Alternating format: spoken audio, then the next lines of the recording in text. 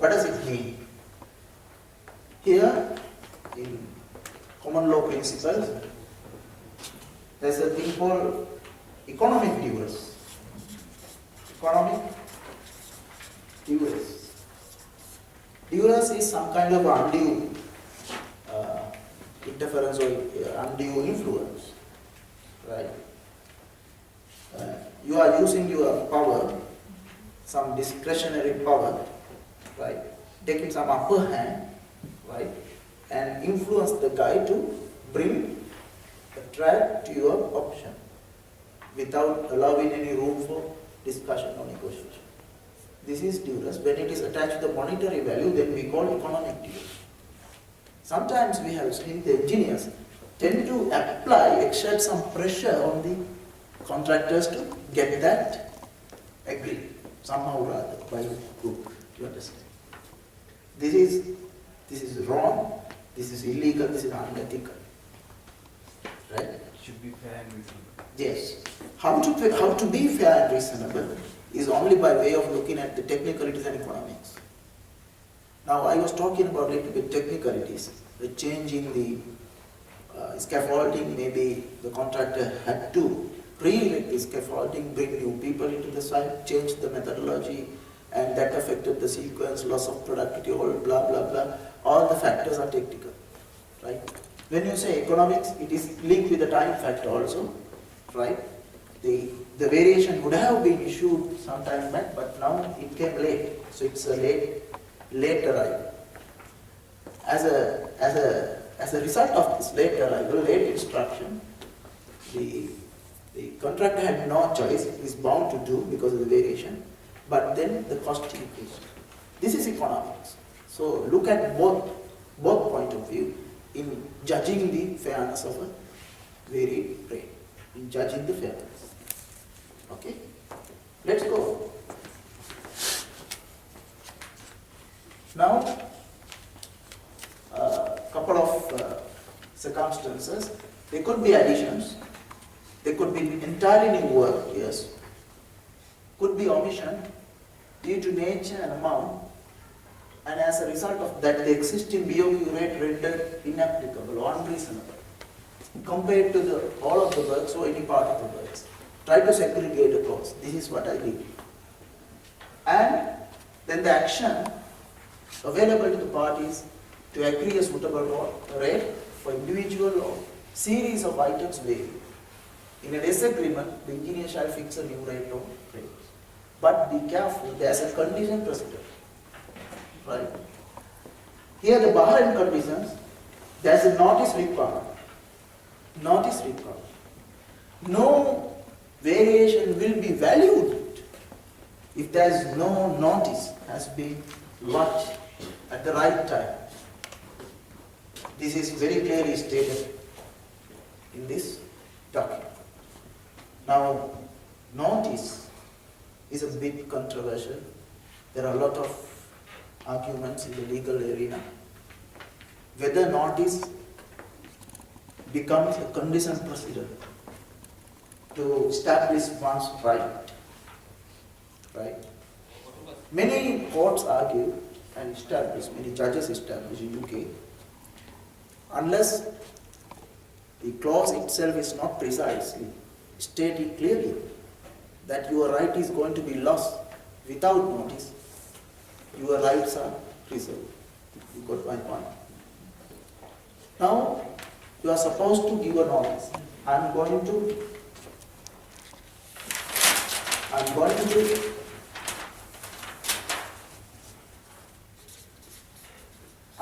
to vary the works. There's a notice. Early morning, some kind of a, so that you are alert. You know what are they need, you understand. Then you vary the works and then bring back the cost plus time. Cost implications and time implications. Now, without this notice, right, no variation is going to be priced. This is a very harsh rule, right? fixing such a requirement is something dangerous. Something dangerous. Right? However, this has become a condition precedent. Without this notice, you are helpless. So be careful. When there's a notice requirement, you have to fulfill that requirement at the right time. I mean the earliest practicable opportunity. You are asked to do, you must go ahead with that. Now the other aspect is that you know the cost, but what about the time now? How to calculate the time, additional time for individual variations is again a big problem.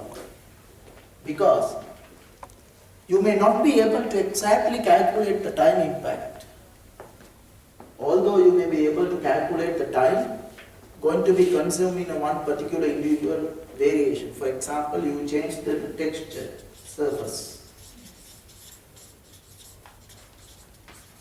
external walls, say, change the materials. Right? This is negligible most of the times.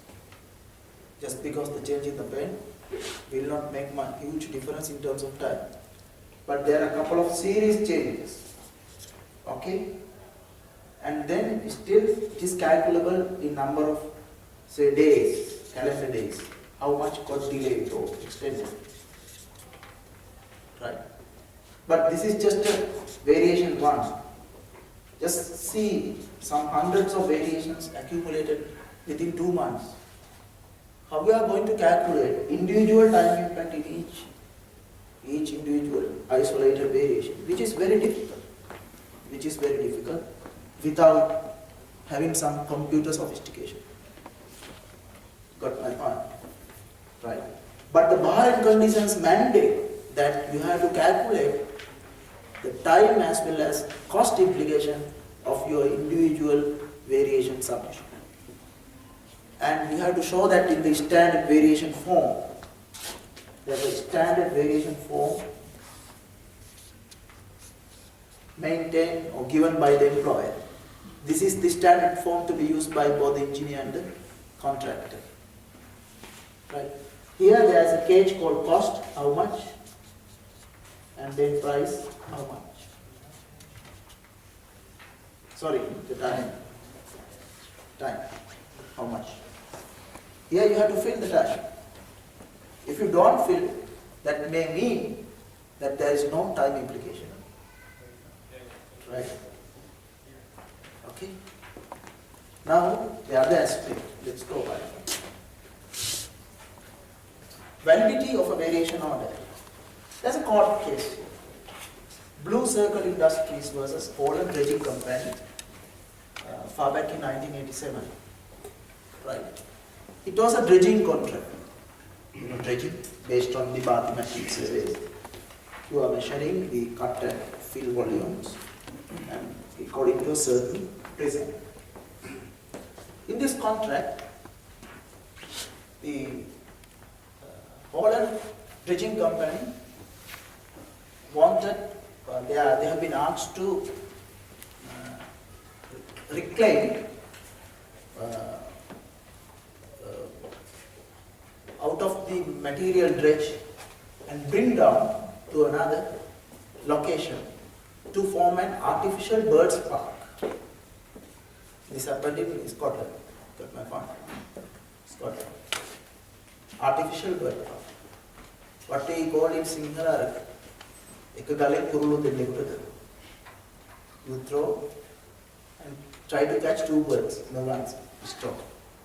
Right? But it was not clearly mentioned in the contract document. The contract says this just dredging. You dump or dispose of materials to a certain location, and that location where the municipality people belonging to that location didn't give permission to have this material dump over their vicinity.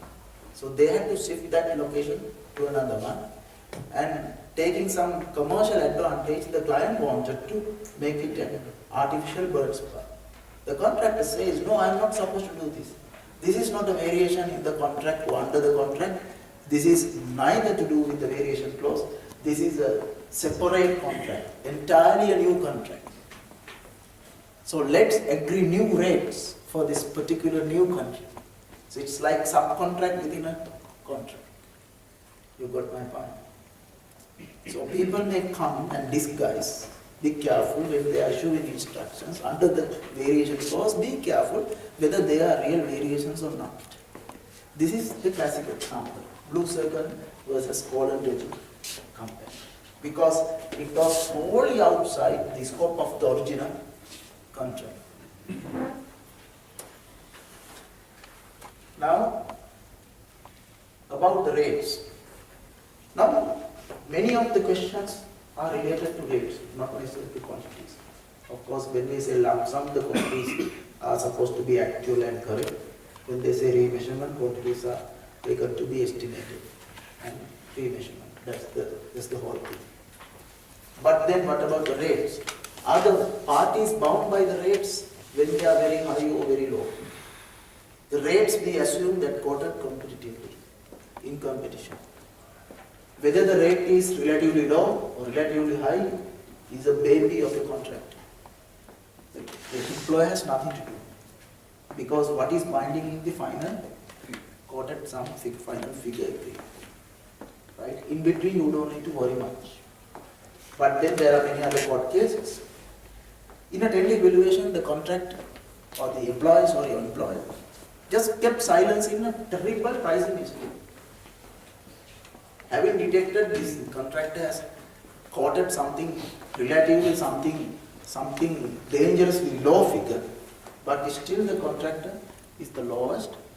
The employer just kept silence. I don't mind. I ordered the job.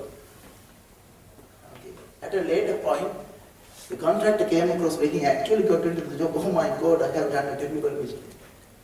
The contractor argued the employer also has an obligation during his tender evaluation to detect and disclose this to me.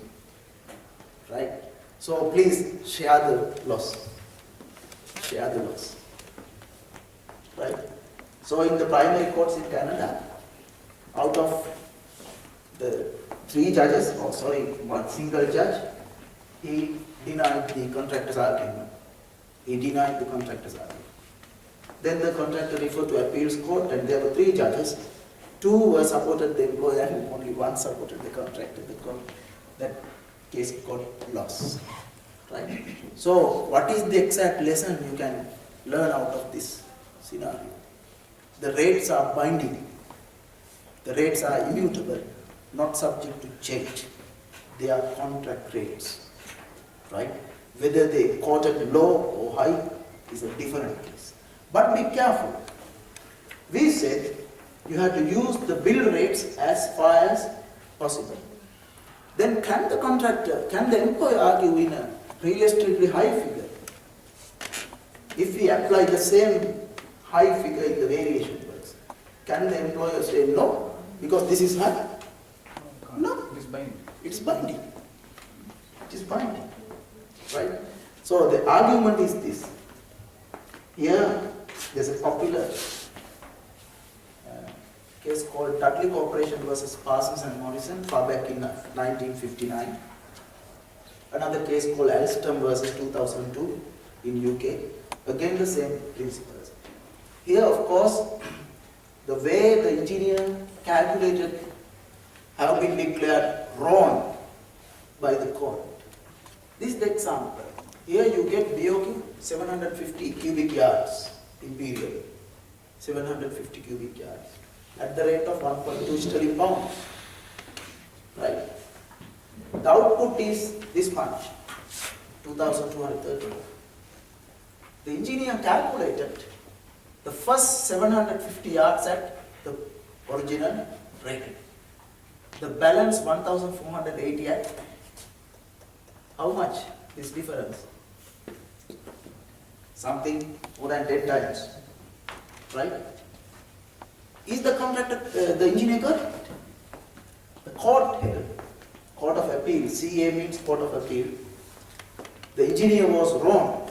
In such circumstances, the rate in the BOQ must be used, even if it is unrealistically low. The engineer said, this is unrealistically low. Right? And try to help the contractor